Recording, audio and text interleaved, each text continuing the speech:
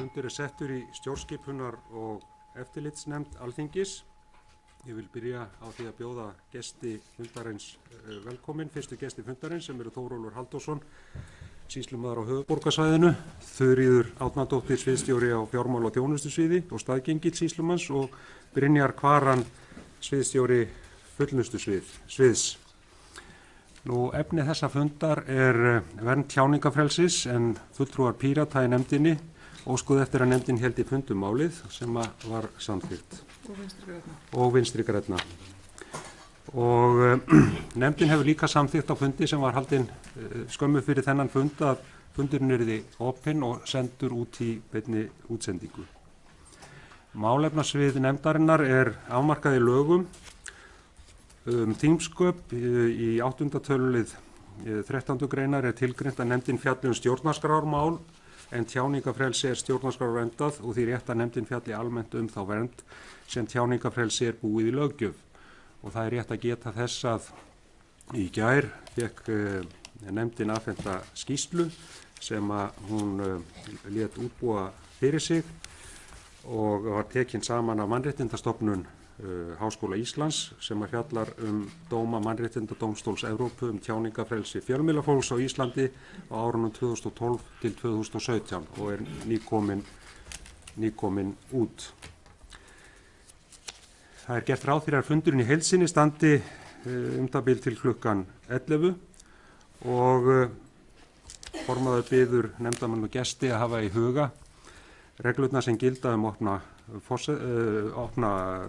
fundi og það þá þannig að í upphafi fundar gefst gestum tækifæri til þess að flytja svona örlítinn inngang, svona lýsa örstutt sínum sjónarmiðum málefnið og síðan gefst fundamönnum tækifæri til þess að spyrja spurninga.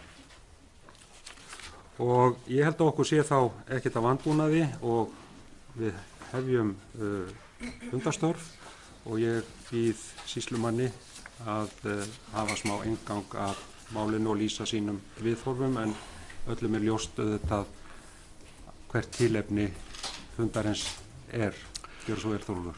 Já, takk. Já, við náttúrulega horfum á fundarboðið að efni fundarins vernd tjáningafrelsis. Það hins vegar alveg ljóst að tilefni fundarins ákveðin gerð sem átti sér stað hjá embætti sýslumanns á höfuðborgarsvæðinu og ég tel rétt að það komi fram strax í upphafi hvaða hömlur eru á tjáningarfrelsi embættismanna og þeirra sem að höndla með málefni af þessu tagi. Við gerðum það að við sömdum yfirlýsingu sem við sendum til allra fjölmiðla til þess að lýsa í meginatriðum því hvernig lögbannsmál fara fram hjá embættinu og hvaða lög tilgreina framgang slíkra mála. En þannig að í raun og veru má segja að í þeirri yfirlýsingu sem einnig var send hingað til nefndarinnar komi nánast allt fram sem að við teljum okkur með góðu móti geta tjáð okkur opinberlega. Ég tel hins vegar áreiðandi að nefndin sé upplýst það jafnframt að í tvennum lögum sem að hér kannski varða þetta sem við erum að fjalla í dag, þá sérstaklega tekið fram, þá það fyrst upplýsingalög, þar sérstaklega tekið fram að þau lög gilda ekki þinglýsingu, aðfarargerðir, kyrrsetningu, löggeymslu, lögbann, nauðungarsölu, greiðslustöðvun, nauðasamninga, gjaldþrotaskipti, skipti á dánarbúum eða önnur opinber skipti, né heldur rannsókn sakamáls eða saksókn. Megnið af þessar upptalningu eru verkefni sem að embætti sýslumanna út land hafa með höndum. Sams konar grein að finna í stjórnsýslulögum. Þannig að ég vil bara vekja athygli á þessu af því að þetta eru mikilvægir þættir og ég vek jafnframt athygli á því að í starfsmannalögum þar þagnarskylduákvæði sem að starfsmenn hins opinbera þurfa jafnframt að hafa í huga. Takk. Ég gef Jóni Þór orðið. Já, takk fyrir. Þingmenn Pírata og Vinstri grænna óskuðu eftir þessum fundi og við erum hérna í dag til að sinna eftirlitshlutverki stjórnskipunar- og eftirlitsnefndar með ákvörðunum og verklagi sýslumannsins á höfuðborgarsvæðinu. Við samþykkt þessa lögbanns við fréttaflutning tveggja fjölmiðlafyrirtækja sem hefur mikið verið gagnrýnt af fjölmiðlastéttinni, hagsmunaaðilum þar og ÖSEM sem er Öryggis- og samvinnustofnun Evrópu og þá fjölmiðlafrelsisdeildin þar. Svo við tökum saman að því hjá sýslumanni höfuðborgarsvæðisins fengu lögbannsbeiðni 13. október síðastliðinn frá Glitni Holding Co. gegn útgáfufélaginu Stundin EHF og Reykjavík Media EHF. Svo í bréfi til fjölmiðla 17. október sem að sýslumaður nefnir hér, það er fyrir 2 dögum síðan, segir sýslumaður með leyfi fundarstjóra. Lögbannsmál er fjallað hjá sýslumönnum og hjá embætti sýslumannsins á höfuðborgarsvæðinu. Þá eru það lögfræðingar á fullnustu sviði embættisins sem hafa þau verkefni fyrir höndum. Sýslumaður ber fullt traust til þeirra. Tilvitnun lýkur. Svo í gær 18. október sendir þessi fjölmiðla frelsisdeild Öryggis- og samvinnustofnunar Evrópu frá sér fréttatilkynningu. Það sem er kallað eftir því að lögbanni sýslumannsins á höfuðborgarsvæðinu á flutningi Stundarinnar og Reykjavík Media verði aflétt. Þar segir, með leyfi fundarstjóra, það er lögmætt að vilja vernda persónuupplýsingar en leiðirnar til að ná því fram verða að vera í samræmi við samþykkt viðmið tjáningarfrelsi. Lögbann og allan fréttaflutning í þessu máli er of mikið og grefur undan frelsi fjölmiðla, auk réttar almennings til þess að vera upplýstur. Þannig að ef ég tek saman hérna og áður en ég kannski kem að spurningunum til þess að sýslumaður sé meðvitaður stöðuna, að þá vill ég spyrja ég vísa ég bara til 51. greina laga þingsköp og legg fram kröfu og jafnframt að hún sé bókuð að stjórnskipunar- og eftirlitsnefnd fái aðgang að öllum gögnum sýslumanns á höfuðborgarsvæðinu út af þessu lögbanni og þá að virt sé trúnaðarskyld út af því að þessi þingnefnd getur tekið við trúnaðarupplýsingum, öllum gögnum í málinu og ef þið lesið lagagreinina þá getum við fengið öll þessu gögn. Þannig að við getum yfirfarið það og sannreynt það bara að þetta hafi allt verið með feldu. Hér koma spurningarnar. 1.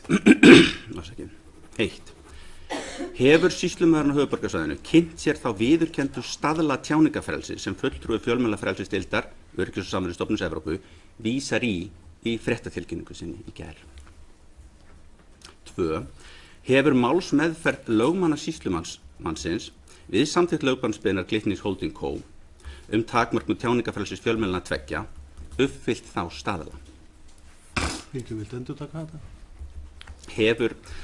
Hefur málsmeðferð lögmanna sýslumannsembættisins við samþykkt þessar lögbannsbeiðnar uppfyllt þessa viðurkenndu staðla sem að Öryggis- og samvinnustofnun Evrópu sendir í fréttatilkynningu sinni að sé nauðsynlegt að virða?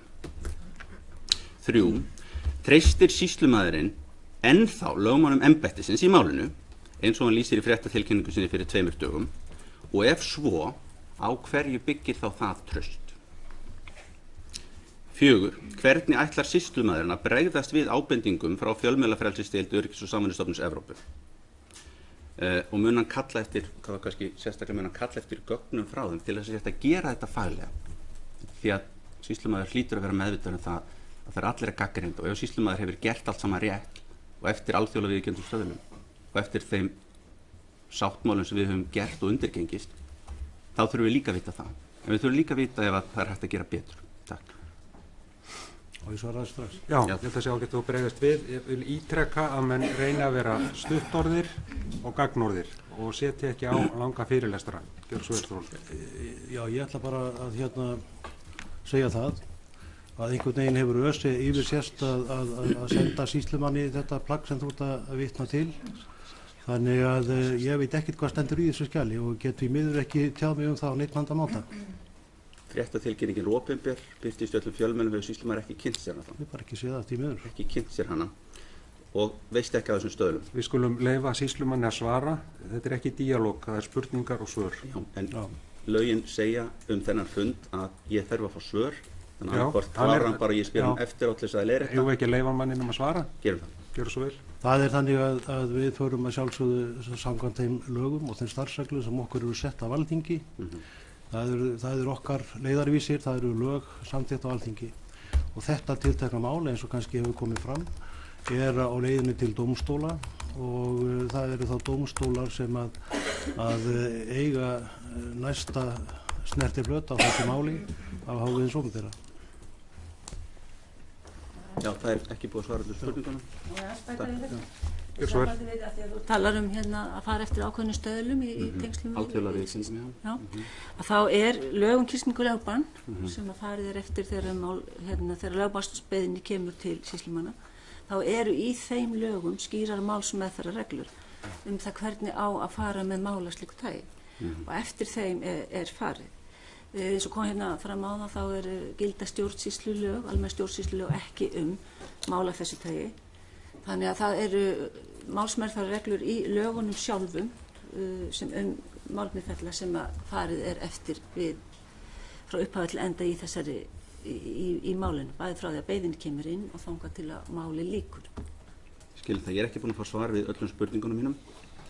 Ég búin að fá svar við fyrstu og annari, vegna þess að þetta ekki við. Þriðja, þannig að byggir traustið semst bara á því að þessar reglur sem að eru til staðar á Íslandi, þó að þeir ekki endilega uppfylla, virðist ekki vera uppfylla þá alþjóðlegu staðla sem við gengist og virðist það ekki þá skila sér til embættis sýslumanns og þá bara á þeim grunni sýslumaður að treysta sínu lögmönnum. Það rétt á skilningu? Sko, þetta menn leggja inn lögmannsréttindin þegar þeir taka við störfum á þessu tagi. Þannig að þetta eru lögfræðingar embættisins og það eins og ég sagði í þessari yfirlýsingu ber fullt traust til þeirra vegna þess að það ljóst í mínum huga að þeir fara að þeim verklagsreglum og lög sem lög gera ráð fyrir að séu viðhöfð við fyrirtöku mála af þessu tagi. Þannig að sýslumaður hefur ekkert kynnt sér að frekar út frá henni. Ég áfæra að fá svar við fjórðu spurningunni. Hvernig ætlar sýslumaðurinn að bregðast við ábendingum fjölmiðlafrelsisdeildar Öryggis- og samvinnustofnunar Evrópu sem að núna hann hlýtur þá að vera meðvitaður og mér þykir mjög athyglisvert að málið til umræðu. Sýslumaður veit að hann að koma á fundi á stjórnskipunar eftirlitsnefnd sem hefur eftirlitshlutverk með honum og hann kynnir sér ekki efni málsins sem á alla vörum. Það mjög áhugavert og það myndi segja að væri mjög ábótavant hjá sýslumanni. Þessu máli, að því þú ert að tala þetta tiltekna mál aftur, þá því lokið hjá sýslumanni og það í ferli sem að er á frumkvæði gerðarbeiðanda og sýslumaður hefur ekki neina stöðu til þess að blanda sér í það. En ábendingin komin, þessi nefnd að ræða máli meðalans vegna ábendinga. Jón Þór, ég aðeins grípa inn í, nú skulum við sýslumaður hefur ennþá ekki svarað spurningunni. Hvernig ætlar sýslumaður að bregðast við ábendingum fjölmiðla, frelsisdeildar Öryggis- og samvinnustofnunar? Jón Þór, sýslumaður búinn að svara, þú telur svarið ekki fullnægjandi, við það verður að setja að þessu sinni. Sýslumaður hefur ekki svarað spurningunni, formaður. Hvernig ætlar hann að bregðast við? Við getum ekki neitt hann til þess að svara, Jón Þór. Það rétt, það eitthvað sem þessi nefnd þarf kannski að fá heimild til þess að gera. Ég tek af þér orðið hér með og gef næsta fulltrúa orðið sem Þórhildur Sunna. Já, takk. Komið sæl. Mér langar að spyrja ykkur aðalega út í málsmeðferðina á þessum málum. Í fyrsta lagi vildi ég spyrja hvort það væri munur á meðhöndlun lögbannskrafa eftir því til dæmis þegar að verið að stöðva frelsi fjölmiðla til þess að flytja fréttir ákveðnum málum, þar að segja þegar varðar rétt þeirra til þess að miðla upplýsingum sem að bendaður á stjórnarskrá 10. grein mannréttindasáttmála Evrópu eða þá annars konar lögbannskröfum þar sem að til dæmis verið að tryggja eitthvað svona samninga eða eitthvað slíkt. Aðrar gerðir af lögbannskröfum sem að ekki hamla þessum grundvallar tjáningafrelsis réttindum fjölmiðla. Þannig að ég vil spyrja, munur á málsmeðferðinni gagnvart umfjöllun fjölmiðla og lögbann á umfjöllun fjölmiðla og svo annars konar lögbannskröfum? Mér langar að spyrja málsmeðferðina í þessum máli sérstaklega. Ég gerir mig grein fyrir því að málsmeðferðin í svona málum er tilgreind í lögum. Þar kemur fram að ykkar fulltrúi þurfi að kynna gerðarþola réttarstöðu sína á sama hátt og dómari myndi gera í einkamáli fyrir ólöglegan einstakling. Mér skilst að það sé ferlið. Er það rétt? Ef svo er, hvers vegna var það ekki gert í þessu tilfelli? Af hverju heyri ég fregnir af því að fulltrúar Stundarinnar höfðu 10 mínútur til þess að lesa gegnum 10 blaðsíður af flóknu lagamáli án þess að fá nokkra leiðbeiningar réttarstöðu sína. Svo vildi ég spurja tvennt í viðbót. Í fyrsta lagi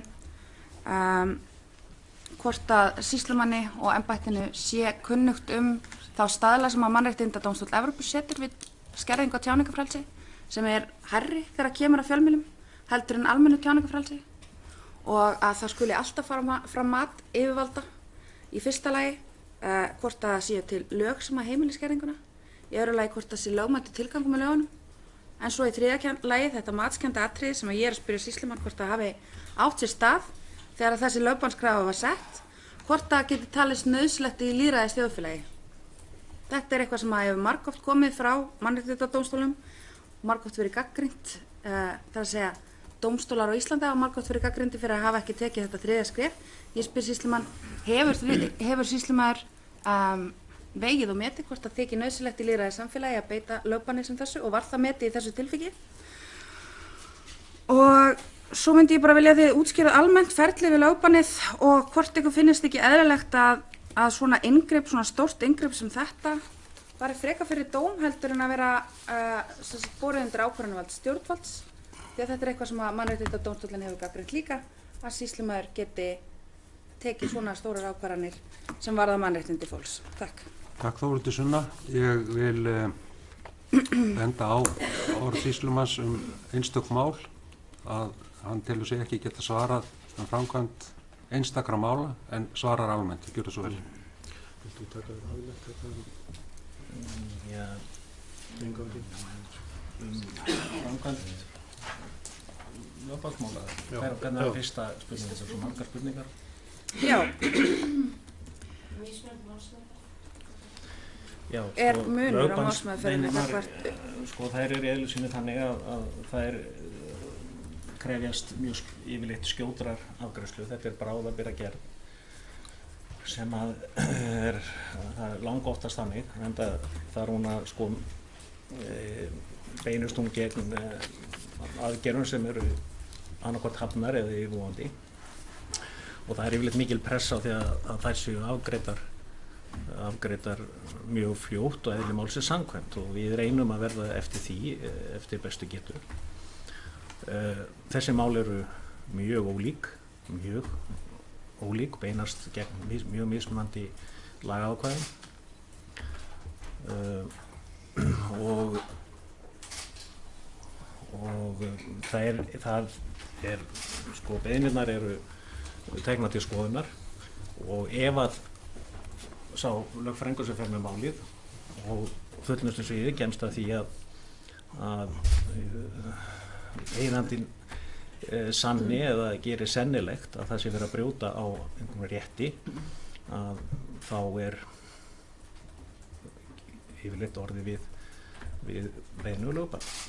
Þetta er bráðabirgðaaðgerð innan viku þarf og þessi gerð sætir bara endurskoðun dómstóla, ekki framkvæmdarvaldsins og ekki annarra heldur en dómstóla og þangað fara þessi mál til nánari skoðunar og staðfestingar eða synjunar. Það má ég að segja að það er svar við þessu í yfirlýsingunni sem við sendum sem að fjallar almennt þessi mál og þetta mál er ekkert sérstætt að því til að það eru sömu málsmeðferðarreglur sem gilda allar tegundir óháð hvert andlag lögbannsins er. Takk fyrir. Afsaki, ég ekki búin að spyrja mín. Í fyrsta lagi þá bara engin munur sem sagt sýslumaður álítur að ekkert öðruvísi að stöðva málflutning og fréttaflutning fjölmiðlis í miðri kosningabaráttu, rétt fyrir kosningar, finnst engin munur á því og almennum aðferðarbreytingum. Er ekkert sérstakt mat lagt á það hvort að það sé réttlætanlegt að skerða tjáningafrelsi á þennan hátt út frá þeim réttindi sem við höfum samkvæmt stjórnarskrá, samkvæmt mannréttindasáttmála Evrópu og öðrum alþjóðlegum samningum sem við erum aðilar að. Er ekki lagt sérstakt mat á það? Hvort það sé eðlilegt? Sko, í fyrsta lagi, sko, þá meðhandluðu bara hverja beinu út af fyrir sig. Við erum ekki með samanburð, við bara meðhandluðu hverja beinu eins og við teljum réttast og sanngjarnast. Og það er alveg ljóst að við lítum ekki til þess hvort í gangi sé kosningabaráttu í þjóðfélaginu. Sko. Það er alveg ljóst. Sko, tjáningafrelsi þá er náttúrulega að horfa til ákvæðis í stjórnarskrá. Og í þessu ákvæði stjórnarskrá segir að það sé hægt að takmarka þetta tjáningafrelsi með lögum sem Alþingi, löggjafavaldið, setur. Og það eru fjölmörg slík lagaákvæði í lögum opinbera starfsmenn, í lögum heilbrigðis starfsmenn og í lögum starfsmenn fjármálafyrirtækja. Og þarna þetta tjáningafrelsi takmarkað vissu viti í lögunum. Ef að þessa lagareglu sem að löggjafarvaldið setur standast ekki í stjórnarskrá, þá það dómstólana, það eru þeir sem að þá taka þetta í skoðunar og eftir atvikum kveðið upp úr það. Nú spurði ég út í... Og hér skýrt ákvæðum þagnarskyldu og það sé bannað að miðla upplýsingum á ákveðnum sviðum. Og ef að beinunar snúa því sem við fáum að þarna sé verið að brjóta lög og brjóta þá réttindum einhverja, að þá líklegt að lagt verða á lögbann gegn því. Ok, þetta leiðir ágætlega inn í síðustu spurninguna sem ég á eftir að fá svara við. Hvort að fari fram sérstakt mat á því þegar þessar aðgerðir eru framkvæmdar. Ég tek það fram að það stendur líka í stjórnarskránni að ritskoðun megi aldrei lögleiða. Viku lögbann á fréttaflutning getur skipt bara gríðarlega miklu máli í opnu og frjálsu samfélagi. Þannig að ég spyr, fer sýslumannsembættið eftir skýrum leiðbeiningum Mannréttindadómstóls Evrópu og athugar, vegur og metur hagsmuni almennings og hagsmuni gerðarbeiðenda hvort það sé nauðsynlegt í lýðræðislegu þjóðfélagi að skerða málfrelsi á þannan hátt eða á málfrelsi yfir höfuð upp á borðið. Við erum allan eftir skýrum ákvæðum sem að löggjafarvaldið sem að þið setji og þar á meðal má nefna þá þagnarskyldu sem að gildir starfsmenn, alla starfsmenn sem að starfa á hjá fjármálafyrirtækjum. Já, en ekki blaðamenn. Þetta ekki díalóg, þetta eru spurningar og svör. Takk fyrir. Þá það Birgir Ármannsson, gjörðu svo vel. Já, takk fyrir. Ég ætla að reyna að vera stuttorður og hittmiðaður í þessu, bara þannig að það auðvitað hefur komið fram yfirlýsing frá okkur eða skýringar á málsmeðferð, en ég bara velta fyrir mér í ljósi þess að þetta opinn fundur að þá myndu þið aðeins kannski nefna það hvernig það sem sagt eins og kom fram hjá Þórólfi og síðan Brynjarði, þá auðvitað lögbann í eðli sínu bráðabirgðaaðgerð og stendur ekki nema dómstóll komist að þeirri niðurstöðu að forsendur hafi verið fyrir hendi, þannig að málið fer í raun og veru átómatist í þann farveg að dómstóll þarf að skera úr það hvort að annars vegar hafi verið rétt að málum staði hjá sýslumanni og hins vegar að forsendurnar séu fyrir hendi. Þetta rétt skilið hjá mér það ekki. Þannig að lögbannið fellur niður ef ekki ef málinu annað ekki fylgt eftir að gerðarbeiðanda eða málið sem sagt dómstól kemst að þeirri niðurstöðu að þetta standist ekki. Ég að velta fyrir mér þessum fleti og síðan leið kannski því að þegar að að ræða mat á því hvort að forsendur séu fyrir lögbanni, þá litið til þess hvort að lagaskilyrði séu fyrir hendi og hvort að aðstæður séu með þeim hætti að brot sé annaðhvort hafið eða yfirvofandi, en lögbann yrði ekki höfðað vegna einhvers sem í raun og veru liðið. Bara þannig að það sé skýrt. Í þriðja lagi vildi ég kannski koma inn á þetta bara svona til upplýsingar þegar að farið fram á lögbann þá er þá gerð krafa tryggingu eða annað af hálfu sýslumannsembættisins og hvernig framkvæmdin á því. Ég vildi bara ef þið getur komið inn á þessa þætti með almennum hætti. Já, það náttúrulega bara eins og hefur komið hérna fram að þegar lögbannsbeiðni kemur til sýslumanns þá yfirleitt að bregðast mjög skjótt við. Þetta eru bara þess eðlismál og það skiptir engum máli hvað aðila að ræða eða hvað aðstæður eru uppi í þjóðfélaginu. Það þarf að afgreiða beiðni frá þeim aðila sem hana leggur fram og sjálfsögðu ekkert að framkvæða sýslumanns. Og lögbann, ef orðið er við lögbannskröfu að þá er það lagt á og gildir í 1 viku þangað til að dómstóll hefur kveðið upp það hvort það skuli gilda áfram eða vera fellt niður. Og gerðarbeðandi, sá sem leggur fram lögbannskröfu, hann hefur til þess 1 viku eins og þarna kemur fram. Það er gert ráð fyrir því að þegar að áður en lögbann er lagt á að þá sé gerðarbeðandi krafin tryggingu og það er líka mat sýslumanns í hverju tilviki hversu há hún skuli vera. Var það fleira? Ég held að þetta tekið þetta, en það er kannski þetta spurning þetta mat á stöðu máls. Það er náttúrulega annars vegar skoðað bara lagalegu forsendurnar og hins vegar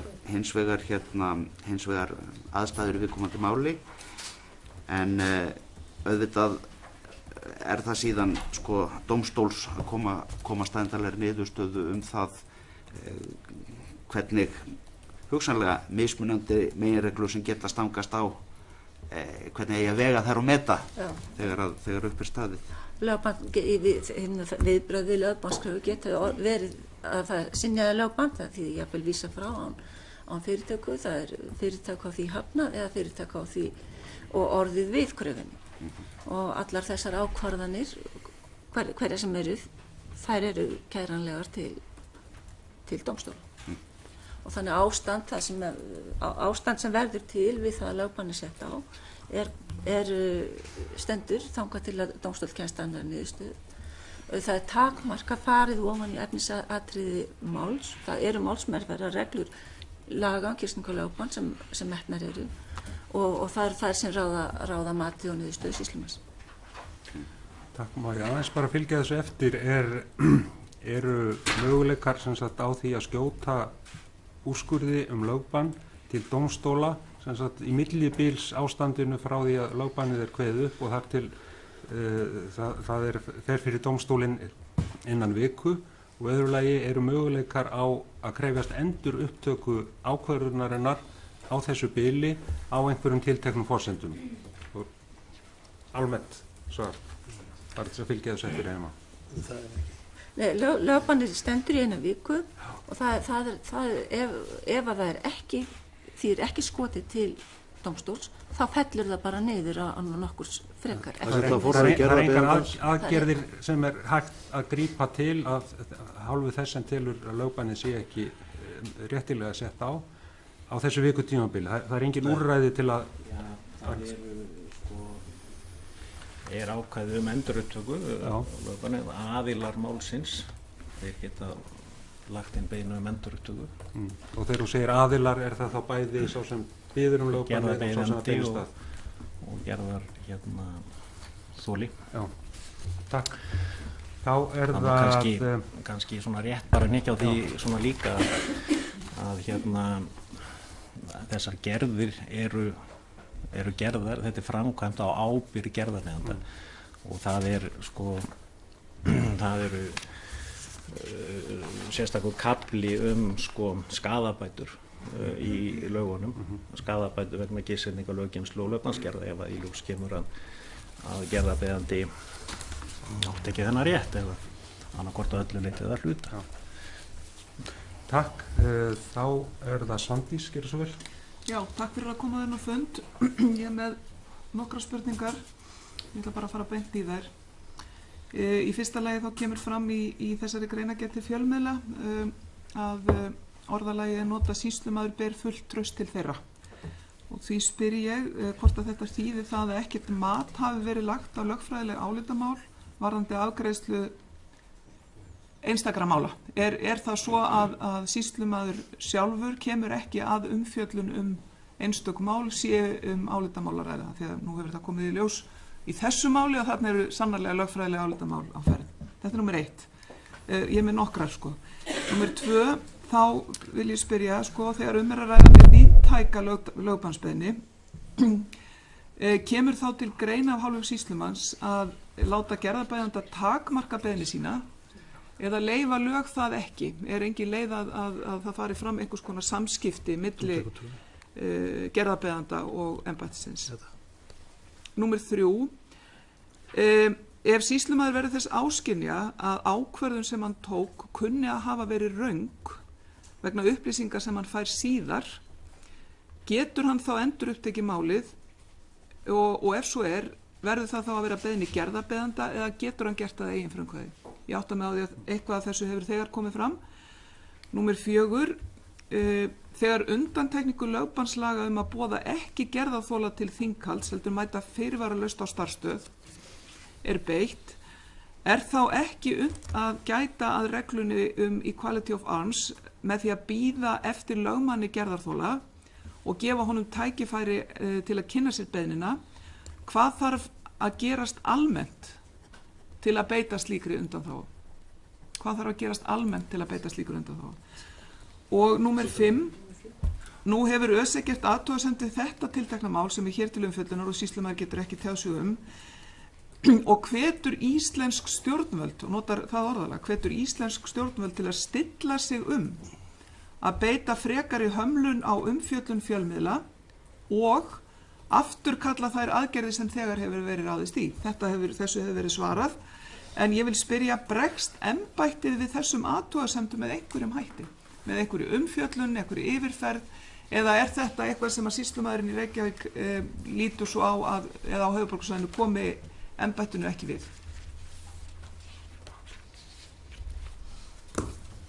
Já. Það er svo vel. Fyrsta spurningin, hún lítur að þessu niðurlagi hérna í því plaggi sem að sýslumaður sendi til fjölmiðla.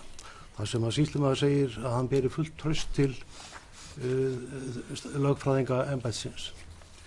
Þetta lítur náttúrulega að tvennu. Þetta lítur meðal annars að því að starfsmenn embættisins sem að hafa margir hverjir orðið fyrir ómaklegum ásökunum eitt og annað, ekki óvöndu vinnubrögð og annað því einlíkt, að það sé ljóst að það er ekki álit sýslumanns að svo sé og það þess vegna setti ég þessa setningu hérna í lokin til þess að þeim væri það alveg ljóst, því að auðvitað þegar að mála þessu tagi fer á flug eins og verið hefur, þá þetta auðvitað eðli máls samkvæmt hlutur sem að starfsmenn taka nærri sér. Því það fjallað mjög ótæpilega þá starfsmenn sem að þessu koma og skipurit embættisins þannig að það eru 4 svið sem að hvert svið heldur fer yfir mál sem að þeim tilheyrir og klárar þau. Það þarf ekki að koma með hverja þinglýsingu eða hvert erindi upp til sýslumanns og láta hann stimpla á það. Það gerist ekki þannig. Þannig að þetta algjörlega á hreinu að í þessu tilviki þá erum við að tala fullnustu svið embættisins, það hefur með lögbannsmál að gera og það niðurstaða þess er fullnaða niðurstaða í nafni embættisins og það er kannski rétt að taka það fram aftur eða svona að þetta embætti heitir sýslumaðurinn á höfuðborgarsvæðinu. Það dálítið mikið búið að vera að fjalla sýslumanninn í Reykjavík en hann hefur ekki verið til staðar síðan 2014. Viltu þú taka næsta byrjar? Snerist ekki var það ekki spurningum þegar lögbannsbeiðni væri í víðtæk. Sko það að sjálfsögðu hún bara skoðuð í heilsinni lið fyrir lið og Og sko ég get svona til fróðleiks upplýst það að frá því að þetta embætti var til þá höfum við fengist við 54 lögbannsbeiðnir. Í 14 tilfellum var lagt á lögbann. Öðrum tilfellum var beiðnunum hafnað, yfirleitt með því að þær voru endursendar bara strax að lokinni skoðun lögfræðinga fullnustuðsins og töldu ekki uppfylla skilyrði lögbanns, en svo hafa einhverjar verið afturkallar líka. En það náttúrulega þetta skoðað, það oft sett fram, algengast þó að þetta beinist bara gegn einhverjum einum verknaði. Það mjög algengt byggja hús eða fella hús eða eitthvað svona eitthvað slíkt, en það líka stundum farið fram á getur verið í nokkru liðum og það náttúrulega bara hver liður fyrir sig og svo tekur lögfræðinga fulltrúinn ákvörðun og tekur afstöðu til hvers liðar fyrir sig. Ég get líka næsti hann snýr endurupptökuna og ég var aðeins búinn að það sýslumaður, það svarar við því nei, hann getur ekki tekið upp gerðina sjálfur, það þarf að koma það krafa frá aðilum málsins, en bæði gerðarbeiðanda og gerðarþola. Já, þeir geta báðir lagt fram og rétt að geta þess líka, það hefur ekki lítið reynd á það, en þriðja manni sem til við gerðina fari í báðu við rétt sinn er líka heimilt að krefjast endurupptöku hennar, gerðarinnar, ef hann hefur ekki átt þess kost að koma fram mótmælum gegn henni meðan að gerðinu stóð. Já, það kom þetta spurning þegar farið í gerð án boðunar af hálfu þessum beinist gegn, að þá það stundum gert, það heimild til þess í lögum kynningarlögbann og það almennt reyndar líka í allra lögum heimild til þess og þetta eins og annað í þessum málum, mat á aðstæðum, að þetta ekki gert nema þessi krafa frá gerðarbeiðanda að fara án boðunar og þá það gert og reynt að hitta fyrir og viðkomandi gerðarþoli hittur fyrir eins og lögin gerir á þeirri. Svo það bara mat á aðstæðum hvort að hægt að fresta málinu og gefa aðilum tækifæri til að tjá sig, en til þess jú farið að gefa aðilum tækifæri til að tjá sig hvort hægt að bíða eftir lögmann líka mat á aðstæðum. Í lögboðsmálum er það stundum þannig að yfirlýsingu aðila að við hafa ekki þá háttsemi sem krafist lögbanns við á meðan að beðið er stundum gefin til þess að fá frestinn. Þannig að þetta er bara heimild sem í lögunum, stundum notuð og metin eftir aðstæður. Takk. Við erum komin talsvert langt fram yfir fundartíma. Það eru 3 á mælendaskrá og ég að hugsa að... Ég var ekki búin að fá svarið fyrir. Já, fyrirgefðu. Síðustu spurningum.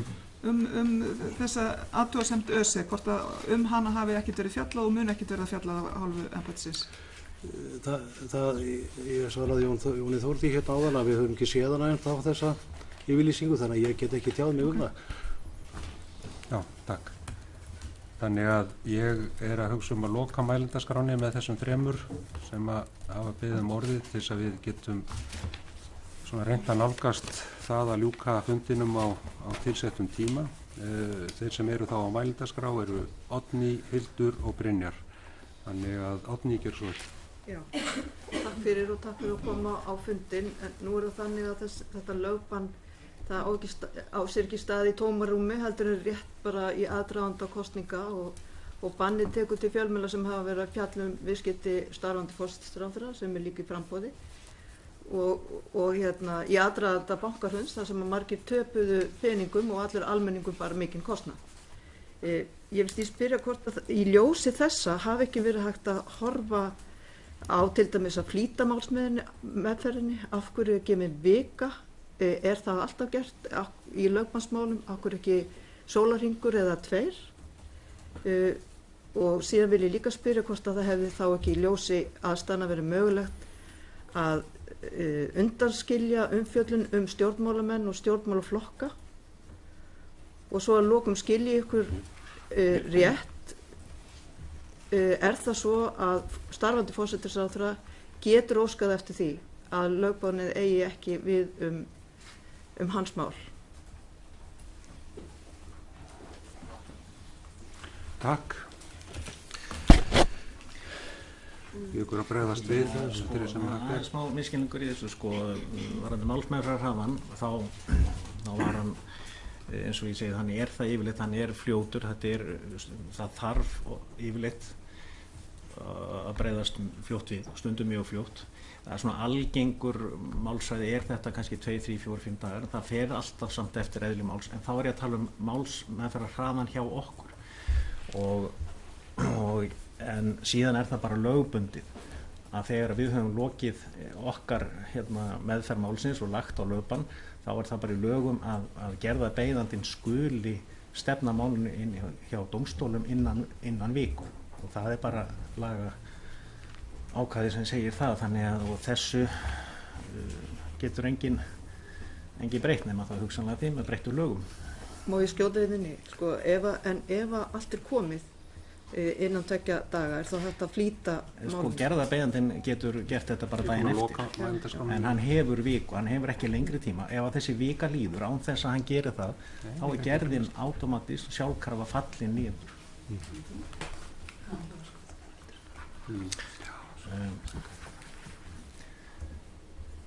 Það var komið fram áðan hvaða aðilar hverjir geta endurupptekið mál.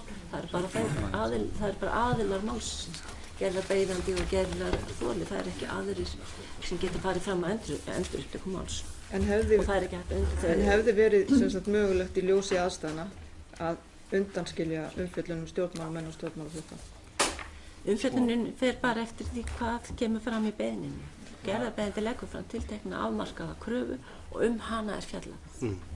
Og ekki tekið til aðstæðna í samfélaginu? Það er ekki verið að leggja lögbann við ákveðnu umfjöllun per se. Það er verið að leggja lögbann við því að nota ákveðnar upplýsingar sem eru taldar illa fengnar og ekki, það brjóti lög hvernig þessar upplýsingar eru fengnar. Þetta eru upplýsingar sem mátti ekki veita og sá sem að fekkar mátti ekki nota þér. Að því snýr lögbannið. Það er ekki verið að leggja lögbann við neinni umfjöllun per se, bara notkun ákveðna upplýsingar. Takk. Þá er það Hildur Sverrisdóttir, gjörðu svo vel. Takk. Ég er á svipuðum slóðum og Oddný. Í þessu máli er auðvitað skrítið að ræða eitthvað sem veit takmarkuð eins og gengur, en það sem við vitum er að það liggja hérna undir grundvallar reglur, bara í grunninn snýst þetta annars vegar upplýsingar til almennings almannahag og svo hins vegar friðhelgi einkalífs og það fara alls konar kannski mismunandi reglur eftir mismunandi upplýsingum og svo framvegis. Í umræðinni hefur kannski verið litið til fyrir fordæma fyrir rúmlega áratug, það sem var metið, það sem að dómur mata sem svo að það væri almannahagur er veigameiri heldur en friðhelgi og þá ráðamanna í viðkomandi tilvikum. Og ég hef mikinn skilning á því og mikill talsmaður þess að það er nauðsynlegt að bera virðingu fyrir ríkjandi lögum hverju sinni þegar þau eru, og þá er það einmitt eins og því að við kannski okkur benda á, þá er það okkar hér að breyta viðkomandi lögum ef það er einhvern veginn eitthvað sem er ekki alveg að ríma við nútíma samfæningu upplýsingar eða tjáningafrelsi eða svona aðra leiðbeiningar þar að lútandi. Samt sem áður er það svona í mannheimunum að auðvita sérstaklega með tilliti til fyrir fordóma og sérstaklega með tilliti til fréttaflutnings til dæmis forsætisráðherra í áratug, að þá skýtur það einhvern veginn skökku við að það sé mögulega þannig í lagakerfinu ef það var einhvern veginn hrópandi að þarna er ráðamaður með upplýsingar sem þegar liggur fyrir dómur að almannahagur trompi friðhelgina og ég tók eftir því og skil það að það kannski ekki farið í efnisatriði málsins. En ég kannski svona svipuðum slóm og Oddný, en ef það einhvern veginn svona hrópandi ef að það liggi fyrir, það ekkert í lögum sem að gefa svigrúm til þess að, og sérstaklega í bara ljósið aðstæðna, að svona við fólki á gólfinu við kannski svona spyrjum okkur að þessu. Ja, þú ert raunverulega þarna að tala svona sko matskennda þætti. Já. Sem að lúta því hvernig umræðan í þjóðfélaginu á hverjum tíma.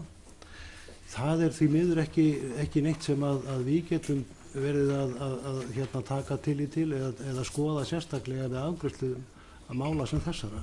Það eru mjög skýrar og afmarkaðar leikreglur sem við höfum samkvæmt lögum það hvernig þessi mál skuli unnin, og það eins og ég vakti athygli á hér í upphafi í bæði upplýsingalögum og víðar eru sér ákvæði það sem við sérstaklega talað það að þau lög eigi ekki við mála þess tagi. Þannig að það ekki svo að við getum verið að taka mið af þáttum þessu. Og svo það náttúrulega þannig að það ekki alltaf þannig að allir séu sammála það í hverju almannahagsmunir felist. Takk fyrir.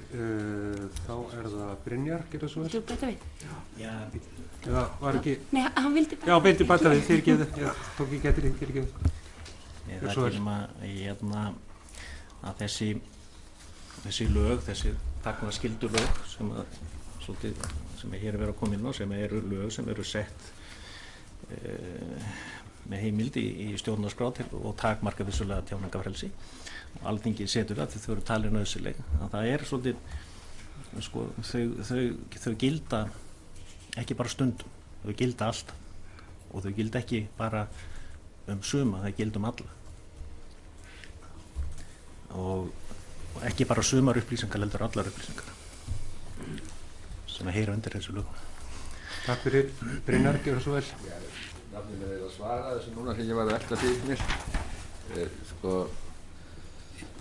það ekki rétt hjá mér að lögbannir auðvitað bara bráðabera aðgerð til þess að varna einhverju yfirvofandi tjóni eða hættu á tjóni, óafturkræfu tjóni jafnvel. Þess að þetta bráðabera aðgerð. Þannig að sýslumannsembættið í raun og veru bara að skoða það hvaða lög, ef við erum að tala lög sem varða tjáningarfrelsi, hvaða lög hefur löggjafinn sett það sem takmarka tjáningarfrelsi. Þetta í raun og veru ekkert flóknara en það. Einhver andmæli þessu? Eins og segja, lögbann bráðabirgðagerð. Ef að skilyrði lögbanns eru uppfyllt, þá lögbann lagt á. Það gildir þangað til að því afleitt. Það takmarka farið í efnisréttin sem ræðið, það gert fyrir dómstólum. Það ekki þar með sagt að það verði niðurstaða dómstóla að lögbann skuli halda, og þá þetta bara verið að fyrsta tiltekið ástand meðan að verður að fjalla efnisréttin fyrir dómstólum. Takk fyrir. Lilja, gjörðu svo vel. Já, takk fyrir þessa yfirferð. Varðandi hversu víðtækt lögbannið hefði verið hægt að, mér fannst ég ekki alveg fá nægilega skýrt svar við því, hefði gerðarþoli geta óskað eftir að lögbannið væri takmarkað. Vegna þess að það alveg ljóst að þetta mál farið að kosningarnar eru farnar að snúa svolítið þetta mál, nú eru beðið eftir dómstólum, þannig að þetta yfirgnæfir aðra umræðu, þannig að ég tek undir þau atriði sem fram hafa komið hvort það hefði verið mögulega hægt að flýta þessu, því að ég held að þetta kemur illa við alla málsaðila og yfirgnæfir svolítið hugsanlega þessar kosningar, þannig að þetta risastór breyta bara í lýðræðislegri umfjöllun í aðdraganda kosninga og kemur inn á þætti eins og tjáningarfrelsi og annað slíkt. Þannig að ég kannski spyr, hefði verið hægt að takmarka lögbannið? Að takmarka? Takmarka það, að það hefði ekki verið svona víðtækt. Hefði gerðarþoli geta óskað eftir því?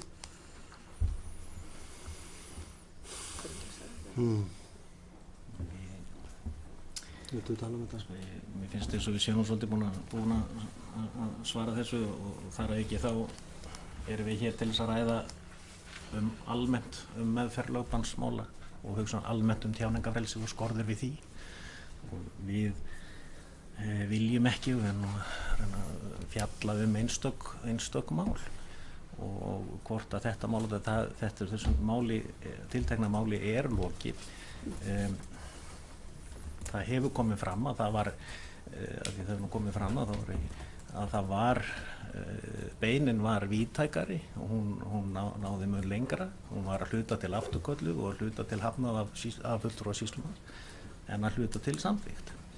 Og nú þessu bara lokið og það þessi bara lögbundna ferli að núna hefur gerðarmeitin þessa viku til þess að stefna þessu máli og það fer við dómstól og það ég er búin að svara því áður nú síðan það dómstólana líka eins og ég sagði áðan sko að laga ákvæðin sem að þessa takmarkanir sem að þið setjið á tjáningafrelsinu sko þær eru almennar í greinunum síðan kann Hæstiréttur að komast að því að þetta verið eitthvað takmarka en að þetta stangist á við einhver önnur lög eða hefði átt að vera eitthvað takmarka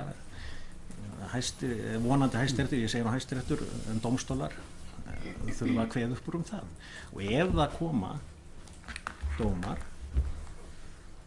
fordæmi í málum sem eru alveg eins þá náttúrulega horfum við til þess en ég verð að segja eins og ég allavega man ekki eftir 2 lögbannsbeiðnum sem hafa komið til sýslumann sem hafa verið nákvæmlega eins. Þetta mjög mismunandi mál og fjölbreytt. Takk fyrir. Ég bið gesti afsökunar á því hvað þetta hefur dregist en þakka fyrir greinagóð svör og kveð ykkur næstu gestir kom inn. Takk fyrir. Takk fyrir.